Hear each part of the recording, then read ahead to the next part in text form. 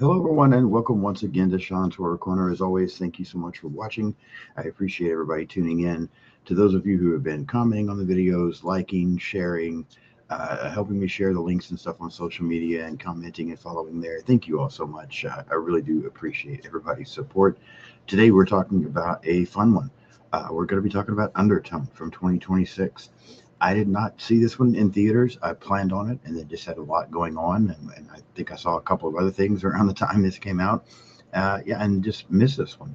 But got to recently go back and watch it. It's streaming on HBO Max for anyone that hasn't seen the film and wants to. Um, yeah, and this spoiler alert. I like this movie. This is the first movie in quite some time that I actually thought was creepy. You get so desensitized to this stuff when you watch it all the time, but um, Undertone was pretty creepy at times. So let's go ahead and jump right in. We'll start talking about this one. Tagline for the film is "It Wants to Be Heard." Brief synopsis for Undertone: the host of a popular paranormal podcast becomes haunted by terrifying recordings mysteriously sent her way. The film was released July 27th of 2025 at Fantasia, and then hit theaters March 13th of 2026. Directed by Ian Toussaint. A screenplay also by Ian Toussaint, distributed by A24, 94-minute runtime, $500,000 budget, 22 made at the box office, so did incredibly well. Cast for the film: Nina Kiri, Adam DeMarco, Michelle Duquois, and Kina Lynn Bastidas. We'll stop there. Not a huge cast for this movie. There's not a lot of people in this, a lot of voices, but not a lot of people. Let me stop there for a moment, talk cast, characters, things like that. Um, Again, we really don't get a lot of people in this film. We get our primary character, played by Nina, and let me make sure I'm pronouncing her last name right. Nina Kiri, maybe how you say that. And then we get the voice of her co-host on the podcast, and we see her mom. Um, but that's really like about it. Everything else is voices, for the most part. So, but Nina Kiri does an incredible job in this film. She's absolutely amazing. This is uh, so far when I look at this is we're at the halfway point of the year. Um, Two movies and two performances stand out to me so far this year. Obsession, of course, everybody's talking about Obsession, but then this one as well, in Undertone, and I think Nina Carey's performance here is absolutely phenomenal, and just blows my mind at how good she is in this movie, and with this being a movie where she's not only our primary character, but really one of the only couple of people we even see in this film. It just amazes me how well she's able to carry this. She gives a incredible performance. There's times where she seems absolutely terrified, times where she plays very well at being like the sad, depressed, overwhelmed role. Other times where she seems fun, and so yeah, I really like her performance. The rest of it, like I said, we're getting voices for the most part, but she's incredible, and I think she's also very likable, even though you could tell she's going through some things and she has some character flaws. She's still a very likable character, and I feel like it's very easy to be behind her and support her. So yeah, very good as far as that stuff goes. Cinematography, I think this movie is good. There's some great shots. There's some very creepy shots. Um, I think considering the way this film was done, where basically everything is taking place inside of one house and within a couple of rooms, really, they did a great job with that. The lighting is good at times. Yeah, I like the way this is done. I think the story, while very simple, is also put together very well and a little creepy. Gets a little chaotic towards the end. A lot of movies do that, unfortunately. There was a lot going on at the end of this film that somewhat made it hard to follow. I'll be honest. But again, overall, it didn't take away from my enjoyment of this movie and my overall thought of this movie. Um, Score, honestly, this is going to be one of those where I don't really remember. I mean, you get a lot of these, and we'll get into it here in a minute. We get a lot of these children's songs that we hear, but when they're played backwards for what they're doing in this, there's times where it's very creepy. The score is effective, it works for what this movie is trying to do. It's not anything that, down the road I'm going to be like, oh, that's one of the most amazing scores I've ever heard. But what they do is very effective. So, Yeah, really appreciated all of those things. Production notes, I really don't have much. Just a couple of things, maybe just one thing really that I'll mention real quick, and then we'll get into walking through the plot for this one. So, Ian Toussaint was inspired in part for creating this film just through some of the experiences he had of taking care of his own parents as they were facing terminal cancer, and he was trying to help, and take care of them. This film began as a radio play before it evolved into a film screenplay, and this film was all shot in Toussaint's childhood home, which is kind of cool, I think, the way they did this. But yeah, incredible job with what Ian was able to produce for this. So, all right, let's come up with let's go ahead and get into our walkthrough. Uh, yeah, I'm gonna get a drink of coffee because I'm recording this very early on Wednesday morning, July 1st. So trying to get this done before I get my the rest of my day started, and I gotta have the coffee to get going. All right. So we open this film up. We meet Evie, our primary character. We find out that she's living with and taking care of her mother, who's kind of in a comatose state. We, Evie and her friend Justin, they run this supernatural horror podcast called The Undertone, and we get them talking about some of the supernatural occurrences that are going on. We find out that Evie's kind of a skeptic for a lot of this stuff, but that Justin, her partner, he fully believes in these things.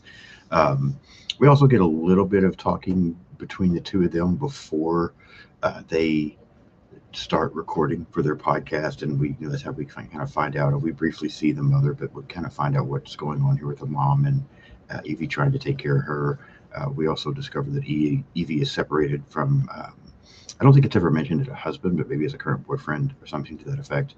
Um, Under their podcast, Justin receives this anonymous email that has a bunch of random letters in it and then 10 different audio files. And so they decide that that's what they're going to talk about on this podcast and go through these audio files. So let me stop there for a moment, talk about this opening scene or opening setup for this film. Uh, Very simple, uh, but at the same time, I like it. I think it's a good introduction to Evie and her situation and her surroundings and what she's doing. It's a good introduction to the podcast. It's going to play such a huge part in this movie. I like the dynamic uh, that Evie and Justin seem to have going back and forth, at each other over the podcast. I think that's really good. So, yeah, being somebody that does a YouTube channel and kind of messes with that kind of stuff a little bit. Yeah, I was very intrigued, very interested, and fully on board with the opening of this film, and really liked the way it was set up. And again, could really tell that I liked Evie as a character here early on. From there, they start listening to these audio tapes, and we hear this couple, Mike and Jessa. We get Mike telling Jessa that she talks in her sleep. Um, we get to listen to some of this, like he's telling her this and she doesn't really necessarily believe it, so he's going to record it, like that's what we're hearing in these files. And then we hear her singing the children's song London Bridges in her sleep. We also get another clip there where apparently she's sleepwalking, and we hear London Bridges playing backwards while she's sleepwalking. In this backwards music that's playing, Justin believes that he hears the phrase might kill all. um, Evie is not sure that she really hears it. Justin's pretty confident in it, but Evie's not sure. And then they start talking about hidden messages and songs playing backwards. That was a huge thing back, in the 80s, I believe. Big thing that was going on back then that I remember, maybe 90s, but I feel like it was the 80s. Um, so when they're talking about this, Evie talks about how her mother used to sing her "Baba Black Sheep" all the time, and wants Justin to research that one. So he, finds that, he pulls it up, he reads a few things about the history behind that song, and in reverse, they hear the phrase "lick the blood off" in that song. While this is all going on, Evie gets a little creeped out. She seems to hear something upstairs, and we see lights coming on by themselves upstairs. Again, we're still just really getting everything established here as they're starting to listen to these audio files. These children's songs, when they're playing backwards, I found myself, I've seen this movie twice now. I watched it when it first came up streaming, and I watched it again the other night to prepare for this recording. And I found myself both times really trying to strain and listen, see if I could hear the things that Justin was hearing. Sometimes I felt like I could hear it, sometimes I couldn't, but that was part of the way I felt like this movie pulled you in, as you're trying to be involved and get invested here and find out what's going on as well. Um, And again, we can see that Evie, even though she doesn't necessarily believe in some of these things, there is a creepiness to it, and something seems to be happening in her house while this is all going on as well. I felt like this was done well. Again, great performance here by our main actress. It's a little creepy listening to these songs backwards and just the setting here. So I think, again, great job of getting this set up and getting into this story from this. I also think this movie, for this movie to take place in such a minimal space, like such few locations, you know, really just one setting for the most part. Um, Sometimes movies like that can seem to drag or be a little slow at times. I don't feel like this movie is. I feel like this movie is paced incredibly well. I think I mentioned the runtime is only um, gosh, I can't find it now. 94 minutes, so just over an hour and a half. So not bad, and that's an A24 film. A24 doing something in an hour and a half is shocking, but yeah, it works. It works very well. All right, so from there, Evie goes upstairs, you know, because these lights are on, and she doesn't understand how they came on because her mom is comatose in bed. She checks on her mom. We also find out that Evie is getting, like, the next morning she's sick. She's got some things going on, and so she, she calls the doctor and makes an appointment to have a pregnancy test done. That night, Evie goes out for the evening. You know, she talks to her mom. You know, just kind of lets her mom know she'll be back, even though her mom's not able to respond. But when she returns the next morning, she finds her mom in the floor, which freaks her out a little bit. She tries to get her mom back in bed, and then she finds like there's this ceramic figure of the Virgin Mary that keeps getting moved. So again, not some creepy stuff going on there. Evie does some of her own research on Baba Black Sheep and the history of the song, and, you know, trying to hear these things that Justin is hearing. She does get a phone call later where she finds out that she is pregnant. Um, we see scenes where there's like water coming on and running by itself. There's another scene where this figure gets moved. So, you know, here I could see where some people might feel like some of this is repetitive, or, you know, maybe it's slow paced. I don't think so. I think it's doing a very good job of telling this story. And again, some of this stuff is actually creepy. I can't tell you the last time that I watched a movie and actually was like, okay, this is scary. Very seldom do I think that anymore watching a film, but I thought that with this one. This movie's legitimately scary, which really stood out to me, and I think makes me like it even more just because I don't get that feeling much anymore. Evie continues to do research on these messages and these children's songs. Her and Justin, you know, get back and get ready to record it, and asking her how she's doing, how's her mom. Justin makes a comment at one point. They talk a little bit about someone named Darren, who appears to be Evie's ex. We also, Justin makes a comment at one point that he hopes Evie's not drinking again. So we're kind of getting a little bit of a hint at a backstory here for Evie and some things that she might have gone through. She tells him that she's not drinking, even though we see that she is. You know, they start doing this next episode. We hear Jessa on their next, audio clip talking about this doll. Mike and Jessa both hearing noises in their house. There's like thumping going on. Um, Jessa starts speaking in an odd voice, and you can't really understand her at time. And again, we could tell that even though Evie's a skeptic, this stuff is really starting to freak her out, and we get more lights flickering around the house. Again, I could see where some people might feel like it's repetitive. I get that. I just don't think so. I think this is all done incredibly well, the way they played this out and did these things together. From there, again, we get more of Evie doing her own research. She starts, when they get back into some more audio files, they realize that this voice that Jess is speaking in, where they can't understand, when that gets played backwards, we hear like a brief sentence that says, "Come in, Abazu." I believe is how they were saying it. So they, are wanting to figure out exactly what this means. Evie starts having some nightmares. Justin's able to discover that Abazu is a demon that used to cause miscarriages and cause mothers to murder their own children, which very creepy. Um, Trying to find here, we get more clips of Mike and Jessa talking. There's scenes where like Jessa is yelling in her sleep. We also get some audio clips where we hear Jessa screaming. We hear a baby crying. And while this baby is crying and we're hearing this screaming, we just get different shots of the house that Evie is staying in. and I just feel like it all goes together so well. It's done well that again, it's just really creepy. Um, the next audio file they listen to, again, we get more noises. We find out that Jessa is now getting really scared. We hear the Blah Blah Black Sheep song and it playing backwards. More of Jessa screaming and crying on these tapes. Um, we could also tell maybe that Justin is beginning to get a little freaked out, and that he has also found out that there are few cases of women who did kill their children, and were saying the word abazu and things like that. We could tell that Justin is really starting to get freaked out by this as well. I think there's even times throughout this where he's not sure if he wants them to continue on going through these audio files for their podcast. And Evie, either she's getting creeped out as well, she wants to continue, like she wants to finish this and see what it is, because she's really trying to decide what she believes and what exactly is happening. um, a little bit later on, we get a scene where Evie is, talking to her comatose mother, and she's telling her that she's pregnant, but she feels like she's unfit to be a mother. We get more shots of like lights flickering on, off and on throughout the house.